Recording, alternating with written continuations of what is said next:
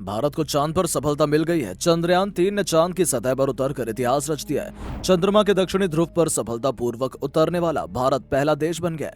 चंद्रमा पर विक्रम लैंडर की सॉफ्ट लैंडिंग के बाद प्रज्ञान रोवर उसमें से निकलेगा और चंद्रमा की सतह पर घूमकर शोध करेगा और जानकारी जुटाएगा।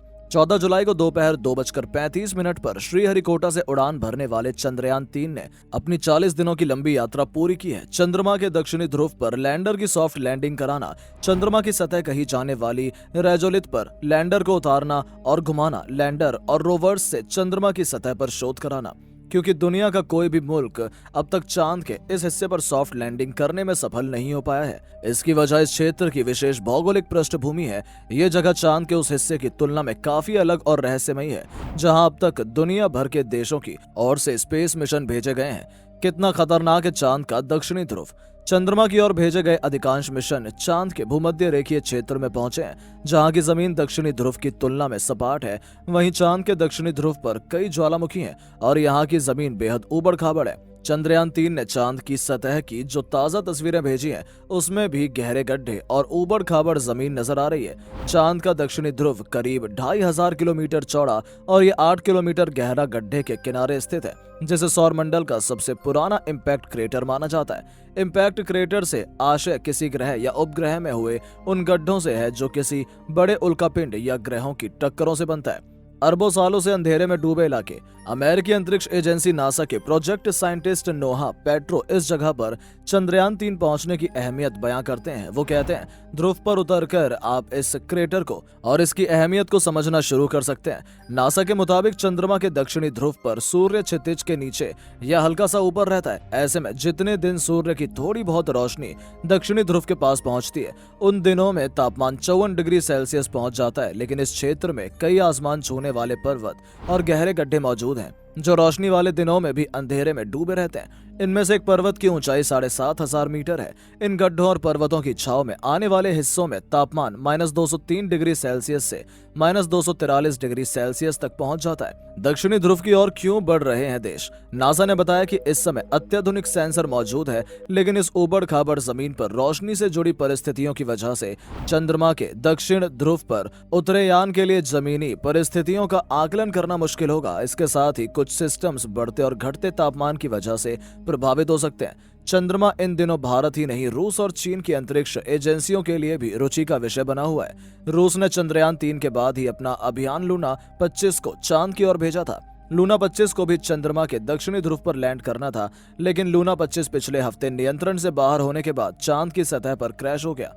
बीते 47 सालों में चांद की ओर यह रूस का पहला अंतरिक्ष अभियान था। पानी की खोज एक बड़ी वजह। इसके साथ ही चीन भी आने वाले समय में चंद्रमा के लिए अपना अभियान शुरू करने जा रहा है। चीन का चांगे 4 साल 2019 में चंद्रमा की न दिखने वाली सतह पर उतर चुका है। भारत के चंद्रयान-3 और चंद्रयान-4 के बाद अब साल 2026 में जापान के साथ मिलकर जॉइंट पोलर एक्सप्लोरेशन मिशन पर काम करेगा, जिसका मकसद चांद के अंधेरे में डूबे हिस्सों के बारे में जानकारी हासिल करना है। लेकिन सवाल उठता है कि ये तमाम देश चंद्रमा के उस हिस्से तक पहुंचने की कोशिश क्यों कर रहे हैं, जहां पहुंचना बेहद जोखिम भरा है। विशेषज्ञों के मुताबिक इस रेस के पीछे तमाम वजहों में से एक वजह पानी की मौजूदगी है। नासा के अंतरिक्ष यान लूनर रिकॉन्सस ऑर्बिटर की ओर से जुटाए गए आंकड़ों के संकेत मिलता है कि चंद्रमा पर मौजूद अंधेरे में डूबे गहरे गड्ढों में बर्फ मौजूद है। यह यान पिछले 14 सालों से चंद्रमा की परिक्रमा कर रहा है। बर्फ की उपलब्धता के आधार पर अनुमान लगाया जा रहा है कि इससे चांद पर इंसानों को भेजे जाने का रास्ता खुल सकता है। गुरुत्वाकर्षण कम होने की वजह चंद्रमा पर किसी तरह का वायुमंडल नहीं है। ऐसे में पानी सिर्फ ठोस या गैस की अवस्था में मौजूद हो सकता है। भारत का चंद्रयान-1 दुनिया के पहला लूनर मिशन था, जिसने साल 2008 में चंद्रमा पर पानी की उपलब्धता का पता लगाया था।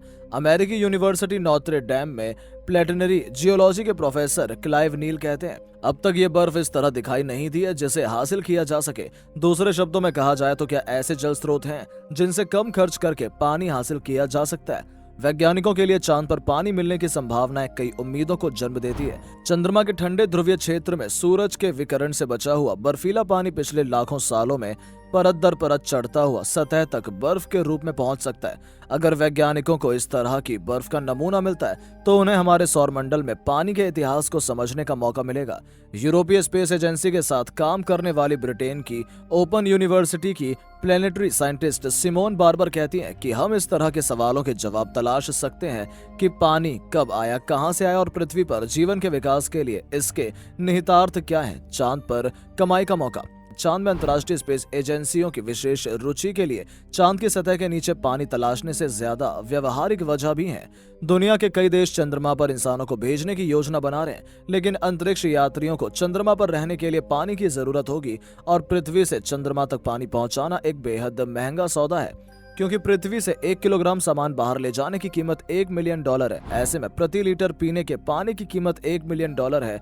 अंतरिक्ष क्षेत्र में उतर रहे व्यवसायिक निश्चित रूप से चंद्रमा की बर्फ को अंतरिक्ष यात्रियों को पानी उपलब्ध कराने के अवसर के रूप में देख रहे हैं। यही नहीं, पानी के अणुओं को हाइड्रोजन और ऑक्सीजन परमाणुओं में तोड़ा जा सकता है, जिनका उपयोग रॉकेट प्रोपेलेंट्स के रूप में किया जाता है। लेकिन सबसे पहले वैज्ञानिकों को यह जानना होगा कि चंद्रमा पर कितनी बर्फ है, किस रूप में है और क्या इसे कुशलता पूर्वक निकाला जा सकता है और पीने के पानी के रूप में शुद्ध किया जा सकता है या नहीं। दोस्तों, आपको हमारी वीडियो कैसी लगी हमें कमेंट करके जरूर बताएं और ऐसी ही रोचक और मजेदार वीडियोस के लिए चैनल को सब्सक्राइब करना ना भूलें।